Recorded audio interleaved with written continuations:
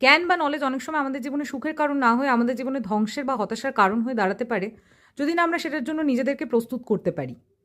যদি জীবনের শুধুমাত্র উদ্দেশ্য হয় খুশি হওয়া বা সুখী হওয়া, তবে আমাদের নিঃসন্দেহে এই ব্যাপারটাকে স্কিপ করা উচিত, কারণ innocence is bliss. Hindu philosophy বা হিন্দু দর্শনে একেবারে ভিন্ন মতামত পোষণ করা হয় এ ব্যাপারে। এখানে বলা হয় জ্ঞান ঝুঁকিপূর্ণ, তবুও প্রত্যেকটি মানুষেরই উচিত জ্ঞান আহরণ করা নিজেদেরকে এক ধাপ উন্নত করার উদ্দেশ্যে। সহজভাবে বললে এটাকে এইভাবে বলা যায়, তুমি কোনো গাছের আপেল গ্রহণ করো না, বরং পুরো গাছটাকেই গ্রহণ করো। তবে আগে তুমি নিজেকে সেইভাবে প্রস্তুত করো যাতে তোমার মধ্যে সেই জ্ঞান বহন করার মতো ক্ষমতা তৈরি হয়।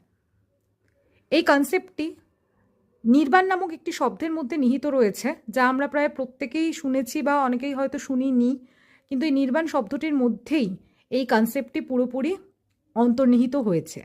নির্বাণ শব্দটির অর্থ হলো পালিয়ে যাওয়া নয়, বরং নিরন্তর বেড়ে ওঠা, ক্রমাগত বিবর্তনের মাধ্যমে নিজেকে উন্নত করা, যতক্ষণ না তুমি সেই যোগ্য হিসেবে নিজেকে গড়ে তুলতে পারছো।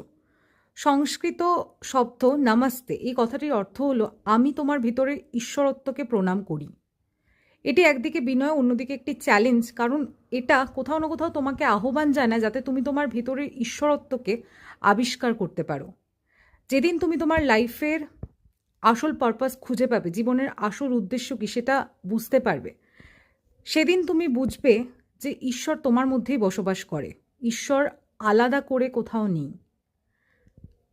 একাধিক জীবনের মাধ্যমে বা এই জীবনের মাধ্যমে আমাদের কাজই হলো ক্রমাগত বেড়ে ওঠা, শেখা, বিবর্তনের মাধ্যমে এগিয়ে যাওয়া। তাই ঈশ্বর ভ্রম নয়, আমাদের জীবনের আসল উদ্দেশ্য পূরণের মাধ্যমে বা উদ্দেশ্য খোঁজার মাধ্যমেই আমরা ঈশ্বরকে খুঁজে পাই। তাই ঈশ্বর এবং তুমি দুজনেই বাস্তব।